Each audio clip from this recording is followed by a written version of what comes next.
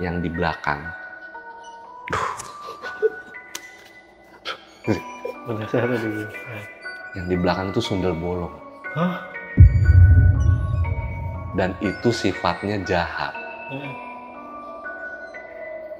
Saya ngelihat pertama kali cantik, saya pikir baik. Makanya tadi saya ketoren. Jadi si bapak itu, teman kantor itu pertama ngelihat di tangga. Udah. Cantik nih. Dia pikir, oh kayak baik lah gitu. Cabut diikutin ke toren baru. Bolong, merah. Ternyata kamar yang paling menakutkan adalah kamar gua. Karena kamar gua tusuk sate.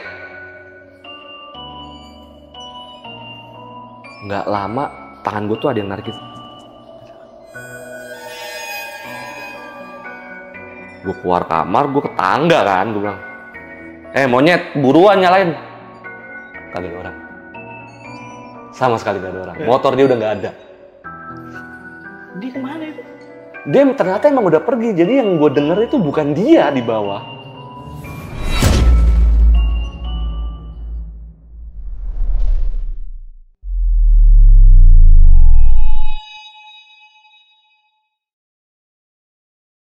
Halo pasukan Lentera Malam, hari ini kita bakal ngebahas tentang sebuah kontrakan yang ada di Solo yang katanya berhantu. Dan selamat datang di Saksi Misteri by Lentera Malam.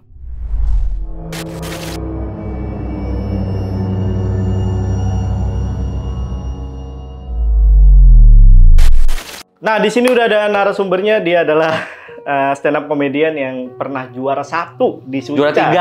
Juara 3. Ya udah nih, udah ada orangnya, Bang Wawan. Wih, Apa kabar Bang? baik, Pak Jamal. Nih, Pak Jamal. serem ya rumahnya seperti ini. Aman ya tapi ya? Apanya? Diri lu nih aman ya? Aman. Masih aman, masih bisa senyum mah. Tapi ternyata Bang Wawan ini penakut ya? Penakut gua setan gitu, takut gua. Ya takut aja gitu karena dari dulu kan gua nonton acara setan terus kan. Kayak zaman dulu tuh di Antv ada misteri, terus dulu ada kismis, kisah kumis. Enggak, kisah misi. Jadi ada tukang paket lewat kisah misterius, kisah misteri selebritis apa segala macam. Nah, gue nonton itu terus. Gue tuh suka nontonnya, cuma gue takut gitu. Gimana sih lu takut tapi suka gitu. Akhirnya kebawa jadinya. Tapi lebih takut mana? Lu keluar dari bank nih. Lebih takut setan sih. Lebih takut setan. Keluar dari bank mah. Kecil. Ya, ada cerita loh sebenarnya dia dari stand up comedian itu sampai keluar dari bank ya. Iya. Lu dulu kerja di bank. Kerja di bank. Itu kenapa Bang alasannya Bang? Terus nasib lu gimana sekarang? Gue di bank udah karyawan tetap loh. Udah kartap tuh ya? Udah kartap gue. Udah kartap. Jadi kalau di bank gue itu kan gue layanan kan.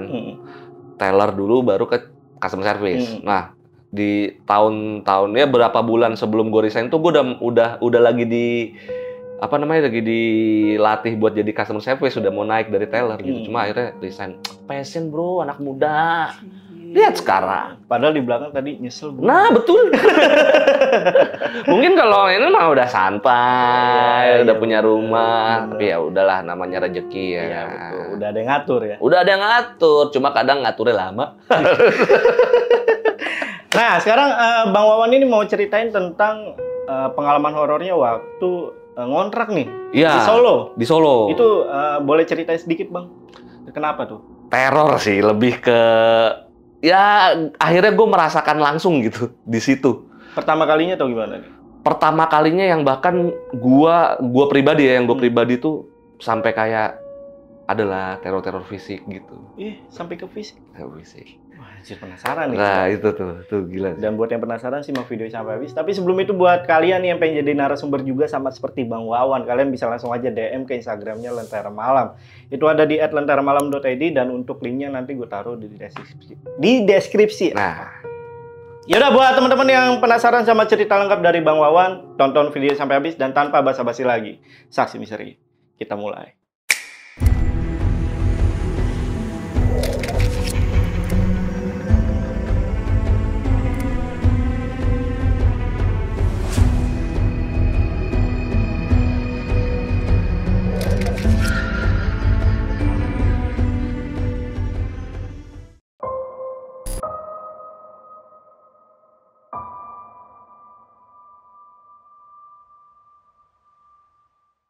Nah, jadi awalnya gini, temen gua awalnya itu dia ngontrak di satu kontrakan di daerah Palur, nama daerah Palur. Nama daerahnya Palur namanya.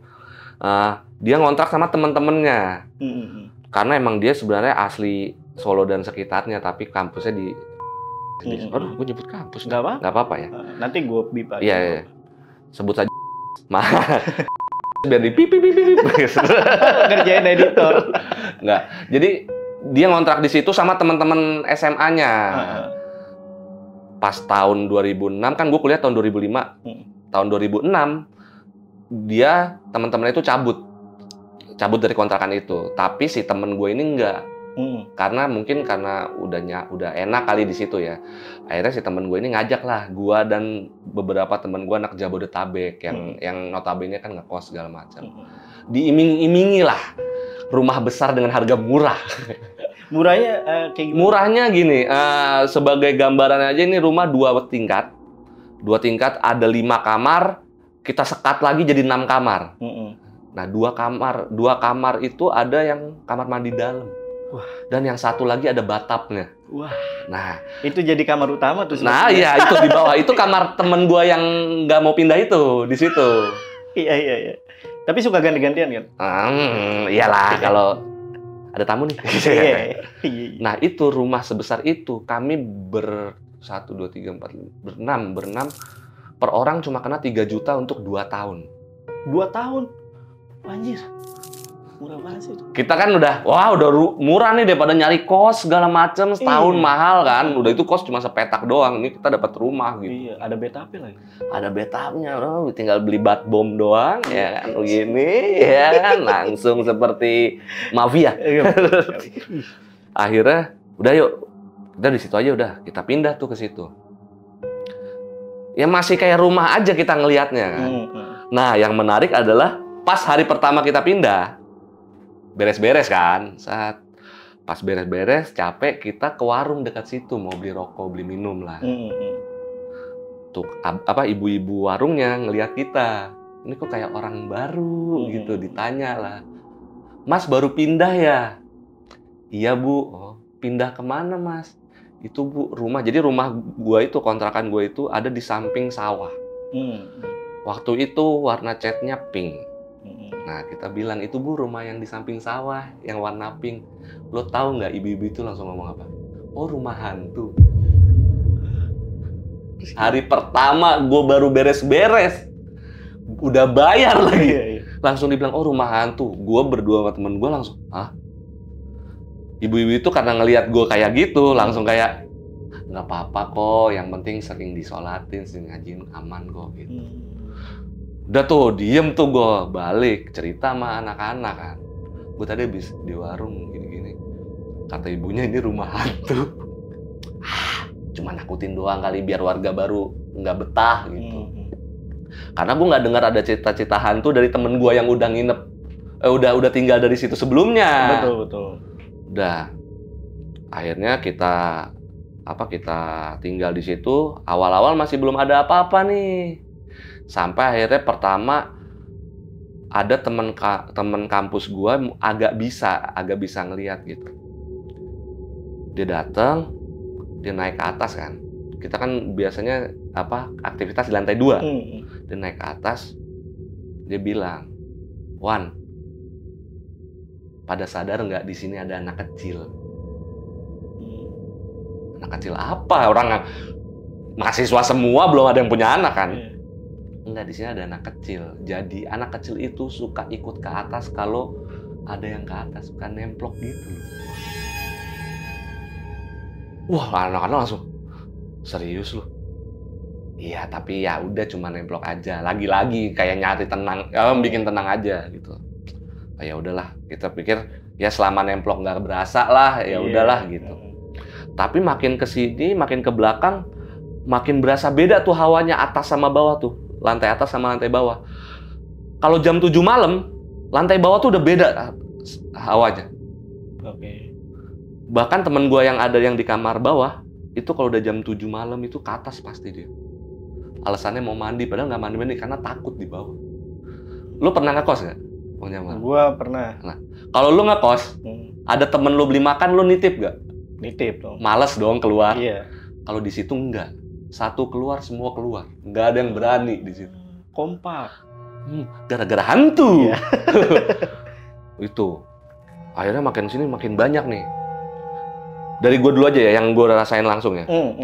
Gue itu, waktu itu gue inget banget, gue abis ada kegiatan di kampus. Kayak seni gitulah. Iya. Pulang gue capek banget gitu, badan capek banget. Gue tidur posisi gini. Ini gue inget banget nih, gue posisi gini tidur. Nggak lama, tangan gue tuh ada yang narik gitu. Lu bayangin tangan lu, sorry Bang. Iya, iya. Itu berasa tuh ya? Berasa lu lagi ditarik gitu, berasa. Itu gue merinding sebadan-badan. Tapi karena gue lagi capek banget, gue nggak bisa teriak, nggak apa, gue cuma jangan diganggu lah, lagi capek banget nih. Gitu. Akhirnya, ya udahlah, gue akhirnya tidur, pagi baru udah aman. Tapi lu nggak ngeliat sosoknya? Enggak, bener-bener cuma kayak deg-deg gitu aja. Nah, temen gue di kamar sebelah, namanya Ai. Ini gue inget banget, kenapa? Karena waktu itu mungkin lu pernah inget Bang Jamal, ada almarhum Taufik Sapalas waktu itu meninggal. Nah, ini kejadian ini tepat banget sama meninggalnya almarhum Taufik Sapalas. Karena gue lagi nonton beritanya malam-malam, waktu itu kan dia meninggalnya malam-malam. Kamar gue kunci nih, kamar gue. Tiba-tiba dia ngedor nih, dedek gitu kamar gue. Cing, siapa nih, gue bilang. Siapa, gue gitu. Ai gitu. Temen gue namanya Ai. Wah, Ai beneran apa kagak nih jam segini? Itu jam berapa? Jam 11, jam 12-an. Wan, buruan Wan, buka Wan gitu. Gue makin panik nih, Bu, suaranya nih. Gue buka, beneran dia. Dan dia bener-bener pucet nih. Pucet takut gitu. Kenapa lu? Gue bilang. Gue tidur sini ya. Kenapa emang di kamar lu? Gak apa-apa, gue tidur sini aja. Besok pagi gue ceritain. Waduh, gue bilang kenapa nih? Pintu gue kunci, TV gue matiin, gue tidur juga nih. Jadi gue, ini kenapa ya? Akhirnya besokannya dia cerita.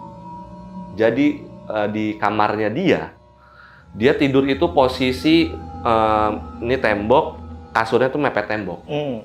Nah, di sini ada bukan kamera, komputer. Ada komputer. Dia tidur lagi madep tembok, pas badan mau kesini dia ketindihan, nggak bisa gerak. Bahkan kayak kalau kita ketindihan kan kayak refleks Al-Fatihah segala macam kan. Nah, itu udah nggak bisa tuh, udah nggak bisa ngomong tuh. Sampai dia ngomong Bismillahirrahmanirrahim baru bisa tuh. Pas dia balik badan ke arah komputer, di depan komputer ada anak kecil lari. Itu dia langsung lari ke kamar gua itu, ngetok-ngetok, makanya wah, gua beberapa hari ini tidur di kamar lo dulu dah, makanya ya udah dah gitu. Gua juga jadi nggak berani ke kamar lo nih, padahal kamar dia komputernya paling lengkap, paling canggih. Kita kalau main FM di situ. Anak orang kaya tuh dia. Anak orang kaya dia, itu.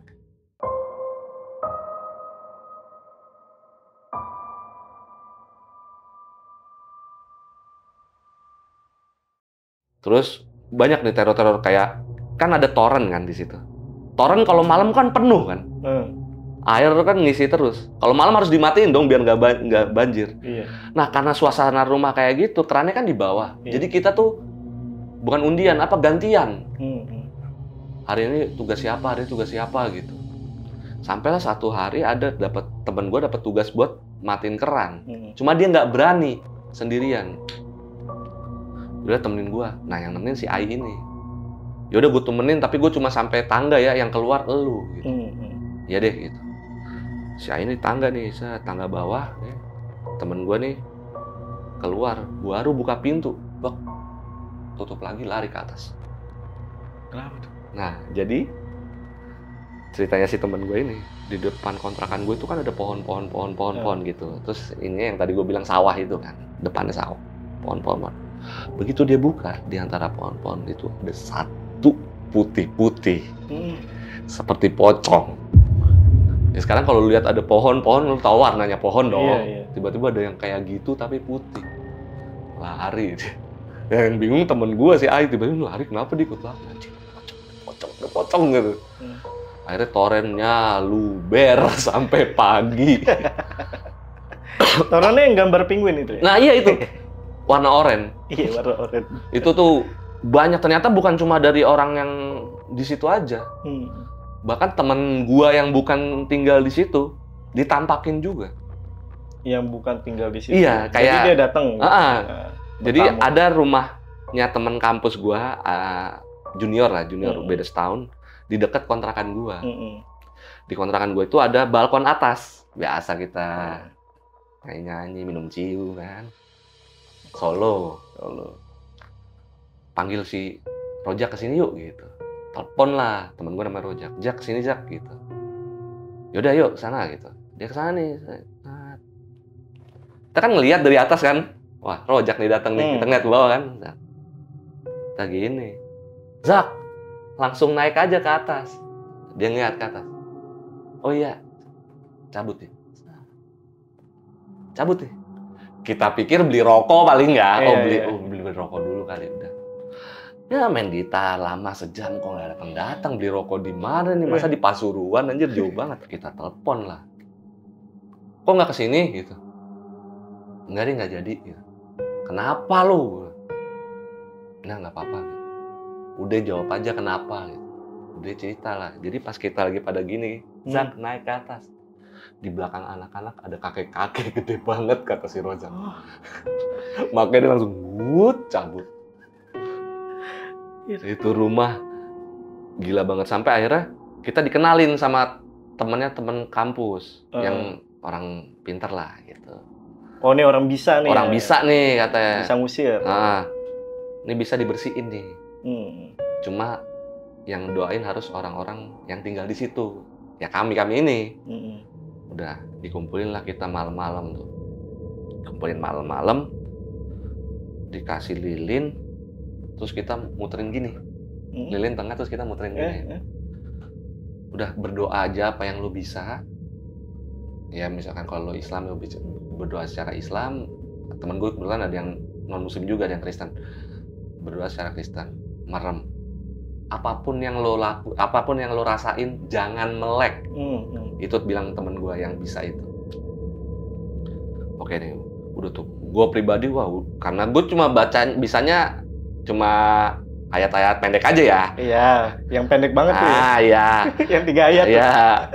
Paling cuma alif lam mim selesai gitu. Gue baca nih. Ini kebetulan gue yang rasain nih. Itu badan gue udah merindingnya parah banget Pak Jalan. Merinding parah banget gitu. Dan gue lupa kalau kata si orang yang temen gue yang pintar itu, jangan melek apapun yang terjadi, jangan melek. Gue lupa itu, karena gue udah nggak tahan, gue melek. Tau nggak apa yang gue lihat? Apa? Kan ada lilin ya di tengah tadi. Iya. Lilinnya gini. Gue langsung merem lagi. Langsung gini. Aduh.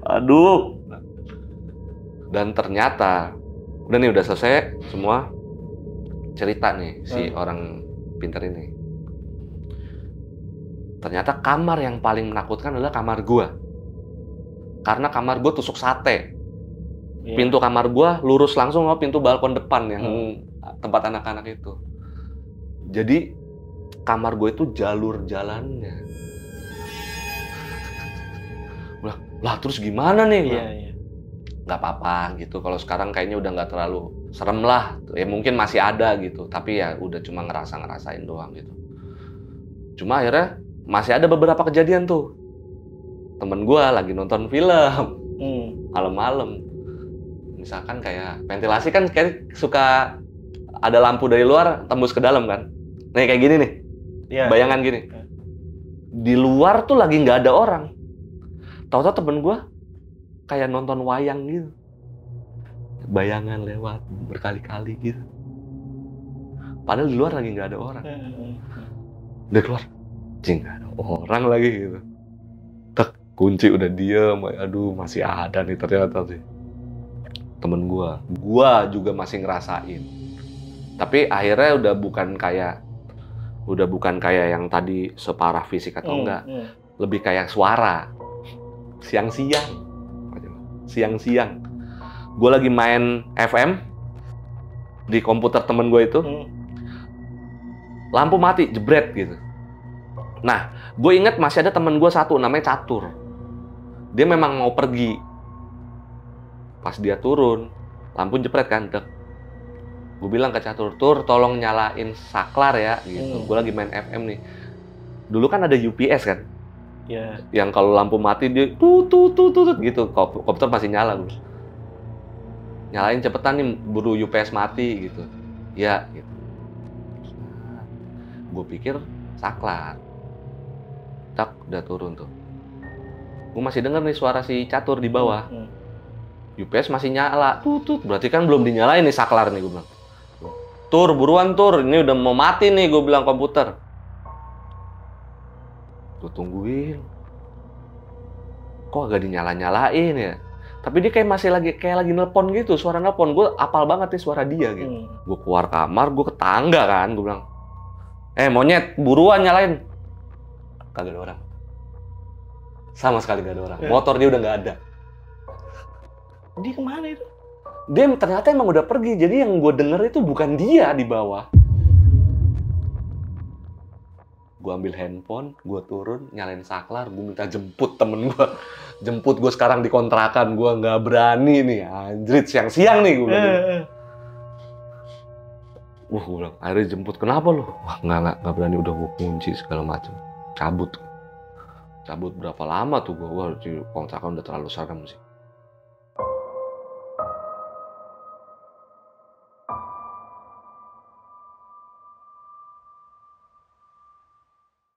Gantian sekarang, ibunya temen gue.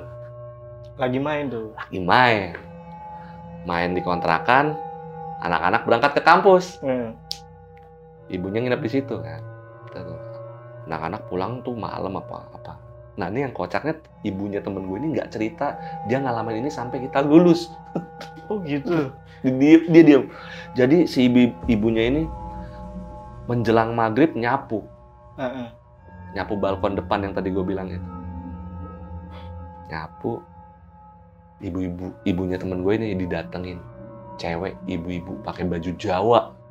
Datangnya dari mana tuh? Datangnya dari arah yang tadi gue ceritain, jalurnya di depan kamar gue. Iya. Kan gue tusuk sate di situ. Ngomong pakai bahasa Jawa, ini gue terjemahin aja langsung.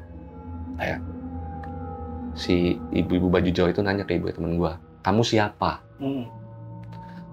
Ibunya temen gue langsung, saya orang tua yang tinggal di sini.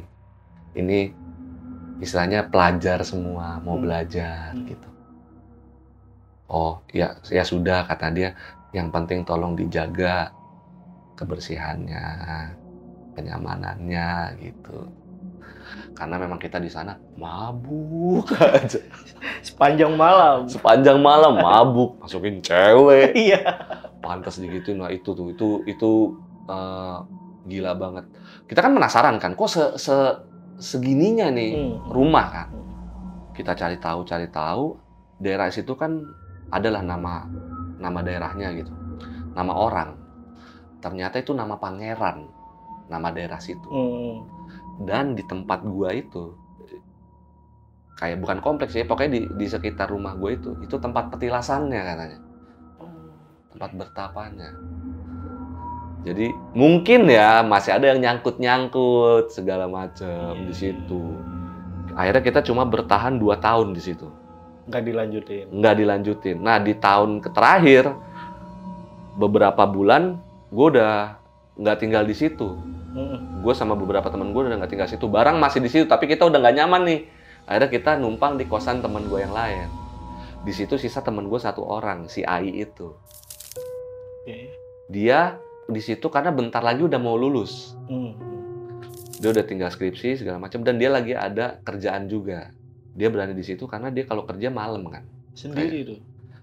Ada kantornya di luar, bukan masih di Solo, tapi di luar kontrakan itu ada kantornya. Cuma dia pulang nunggu subuh lah gitu. Jadi kalau udah subuh dia udah tenang, jadi bisa tidur gitu. Dia kalau malam jam 12 juga nggak berani, makanya dia kayak nginep di kantor gitu. Ntar udah mau subuh baru balik gitu. Udah tuh dia sendirian kan. Ceritalah dia sama teman kantornya. Teman kantornya bilang, boleh nggak gue main ke kontrakan lu. Main lah, diajak sama temen gue. Tadi kan gue bilang ada tangga ya. Nah, jadi tangga itu sebenarnya ada 2. Tangga utama sama tangga-tangga kayak tangga ke arah jemuran gitu. Tangga-tangga pembantu gitu. Jalan sama temennya, temen gue ke arah tangga ini, tangga utama. Si temennya nggak mau lewat tangga utama. Saya lewat tangga situ aja nggak apa-apa kan? Nggak apa-apa sih Pak, cuma gelap. Memang nggak ada lampunya. Nggak apa-apa. Naik. Udah, dia naik ke arah toren, si temennya itu, temen gue ngeliatin nih. Lagi lihat-lihat kali ya. Ketemu di kamar temen gue itu. Ngomong lah si teman kantornya. Teman-teman yang lain udah pada pindah ya? Udah sih, orangnya sih udah pada nggak di sini, barang-barang masih pada di sini. Cuma lagi pada dicicil aja gitu. Kamu mau lulus ya? Iya, makanya di sini gitu. Sayang juga mau pindah. Kalau saran saya, ikut temennya aja. Emang kenapa, Pak? Yang di belakang.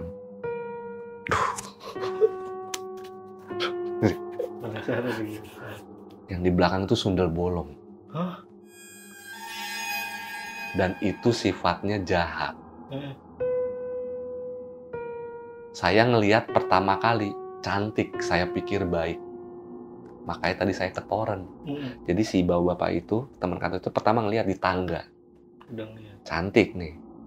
Dia pikir, oh kayak baik lah gitu. Cabut diikutin ke toren. Di toren baru bolong, merah. Mendingan ikut teman-temannya. Udah, gak lama beberapa hari langsung ke kosan dulu. Ngapain lu sini? Wah, gawat, ada fakta baru. Wajir. Tapi itu nggak kebaca sama temen lu yang bisa ataupun yang... Nah itu nggak kebaca. Nggak kebaca yang di belakang itu. Iya. Mungkin karena kan tadi si teman kantornya pertama kali ngeliat cewek cantik kan. Mungkin kayak oh ya udah tidak ini nih. Iya. Karena dia stay katanya di tangga itu. Cuma mungkin karena yang nyamperin ya kita nggak tahu ya. Powernya gede juga. Terancam ngeluarin wujud aslinya. Itu gila sih. Kontrakan itu sih gila sih. Dan di daerah situ juga agak serem juga. Jadi di arah ke kontrakan gua ada jembatan, Bang Jamal. Di jembatan itu ada kayu yang konon katanya itu dari keraton dulu. Oke. Jadi dulu katanya di Solo sempat banjir. Banjir gede. Jadi ada kayu dari keraton ke sana. Ke arah situ. Dibalikin ke keraton. Balik lagi ke situ kan.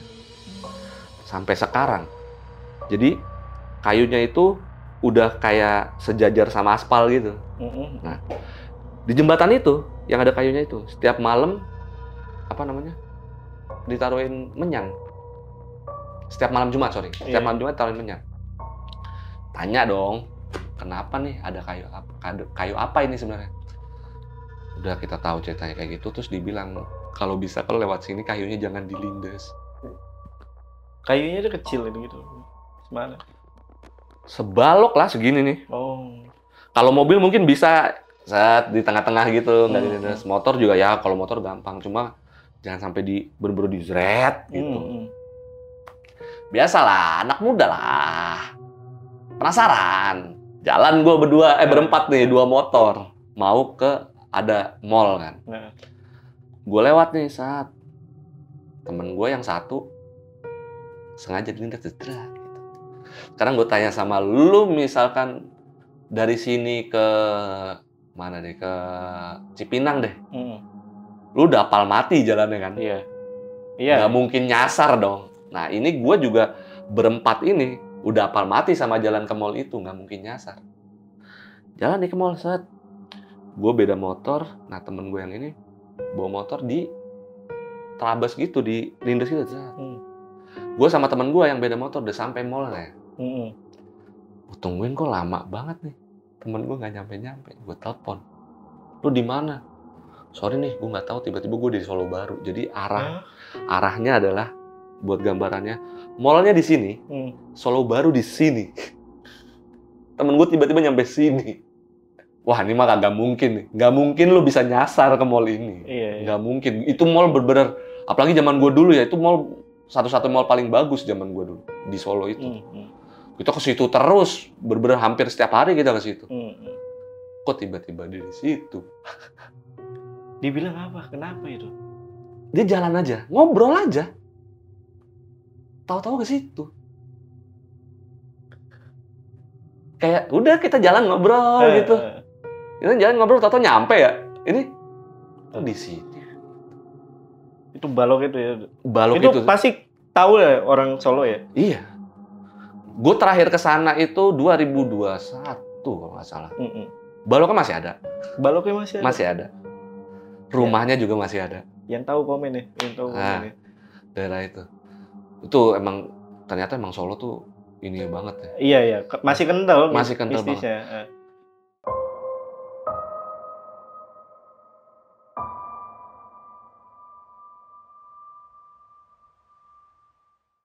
Nah, ada cerita lagi nih. Kan kalau inget tadi ada temen gue yang ngebantuin agak ngeberesin kontrakan. Akhirnya kan dia tinggal sama gue. Nginep di kontrakan terus segala macam. Tidur sama gue. Dan ternyata tidur sama orang bisa itu, guanya jadi ikut keasah. Insting. Iya. Masa sih? Gue juga percaya nggak percaya, cuma keasah insting.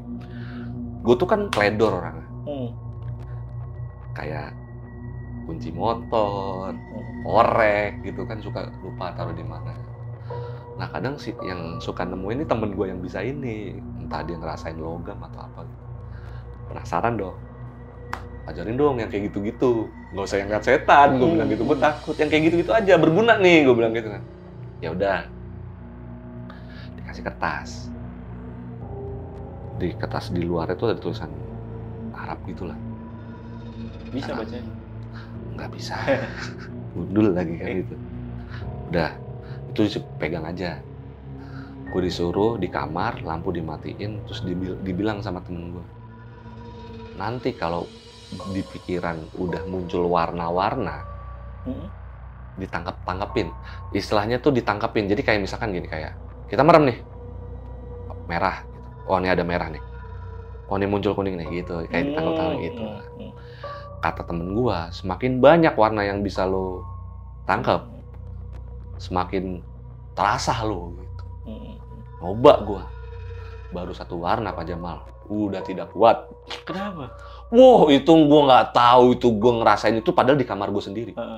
Kamar gue yang udah gue tidurin, udah gue apain segala macam, itu gue nggak nyaman sama sekali. Dan warna itu kan lama keluarnya kan. Setelah lama itu baru muncul satu nih. Wah merah nih. Tungguin yang kedua kok nggak keluar. Udah merinding segala macam, udah gue tahan. Wah nggak kuat gue. Keluar langsung gue keluar kamar. Nggak kuat banget. Berapa warna? Itu berasa sih? Berasa banget. Kejauhan-kejauhan itu kuat banget sih. Temen gue tuh emang gawat banget sih. Dia pernah dengan santainya, zaman dulu masih MMS kan? 2005, 2006, 2007. Dia tinggal di kontrakan sendirian nih. Anak-anak pada pulang ke Jakarta kan, Bekasi segala macam. Dia dengan santainya malam-malam ngirim MMS ke teman-teman. Foto setan di kontrakan. Jadi kalau menurut cerita dia ya, setan itu butuh energi yang gede untuk menampakkan diri. Nah sama teman gue tuh sengaja dikasih biar nampak di foto, dikirim.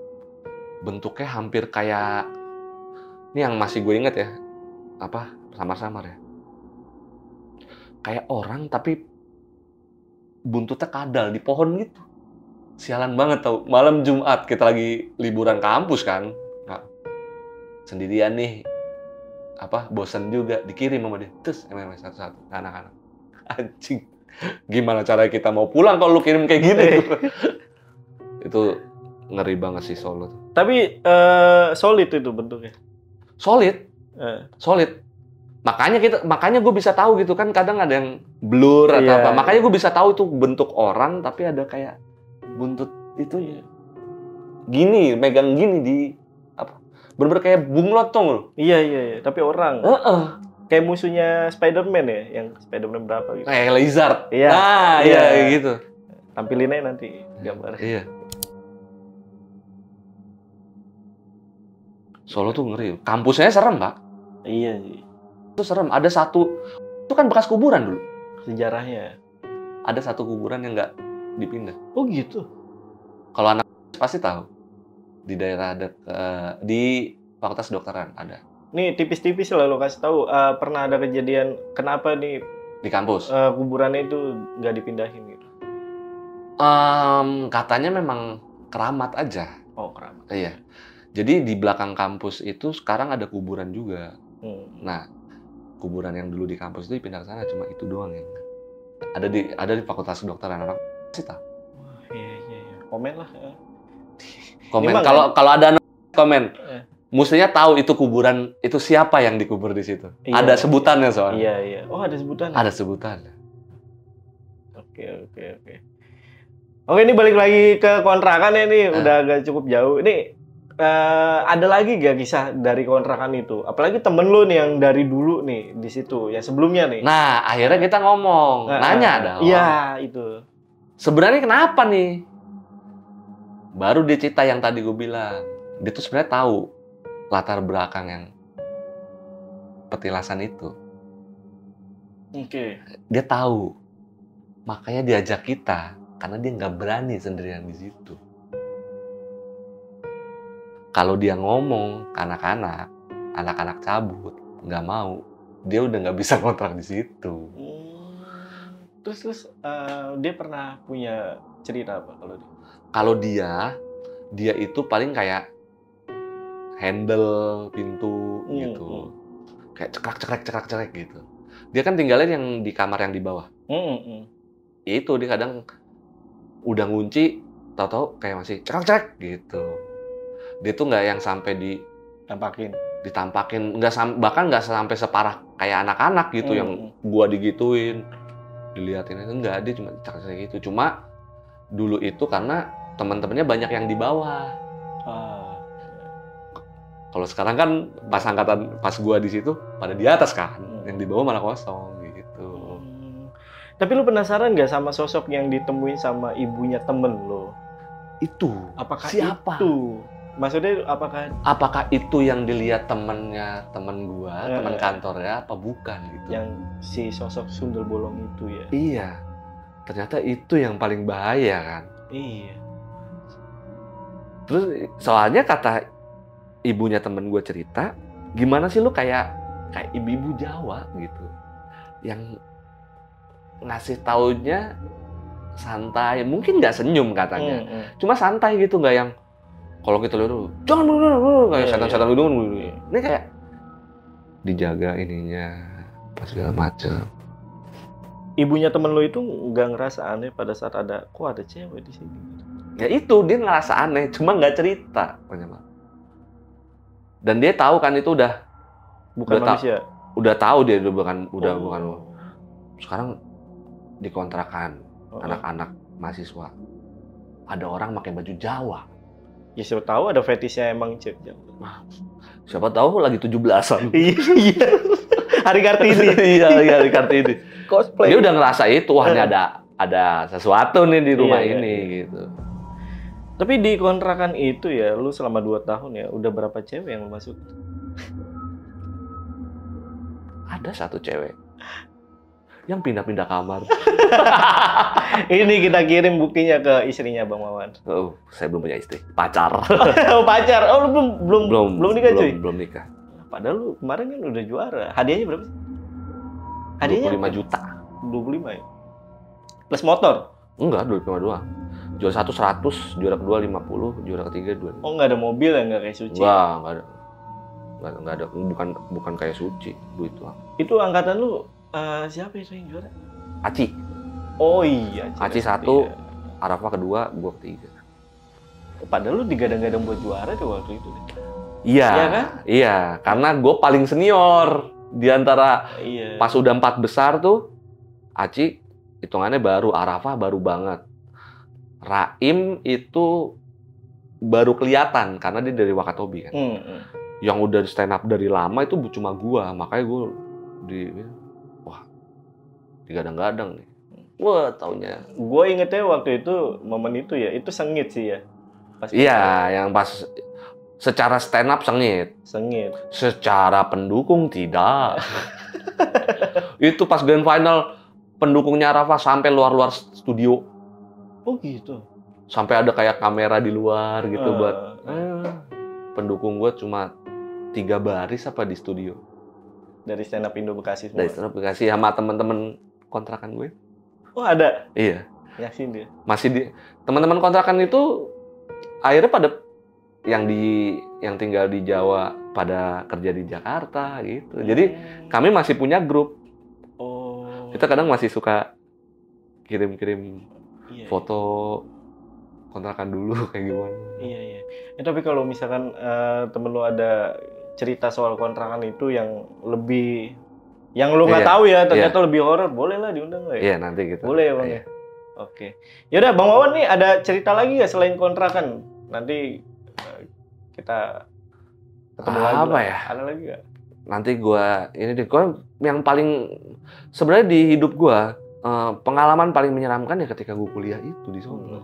Karena gua bener-bener ngerasain semistis ini nih kota gitu.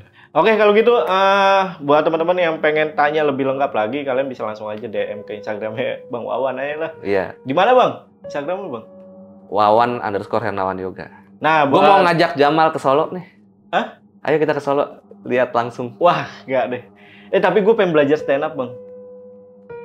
Boleh lah. Main lah. Boleh. Ke Bekasi. Boleh. Boleh dong. Boleh. Gue kombutin pasti. Nah, buat teman-teman yang pengen jadi komika juga nih, sama seperti Bang Wawan, DM aja nih dia. Nah. Pengurusnya. Senior di stand up Indo Bekasi. Kalau kata partai Dewan Pembina. Anjay, memang sebesar itu sih stand up Indo. Respect gue. Yang mau lihat gue perform nanti gue bakal perform di Pride of Bekasi Festival. Stand up night-nya Stand up Indo Bekasi. Harga tiket, penjualan tiket, info semuanya bisa dilihat di akunnya Stand up Indo Bekasi ya, akun Instagramnya. Jadi ayo beli tiketnya, jangan sampai kehabisan. Kita ketemu di sana. Yaudah, gue tutup ya. Gue Jamal dari Lentera Malam dan saya Wawan. Gue ke situ ya. Saya Wawan dari Lentera Sore. Iya, Lentera Sore. Lentera Makan Bang. Lentera Makan ya. Wah, izin pamit. Bye. Bye.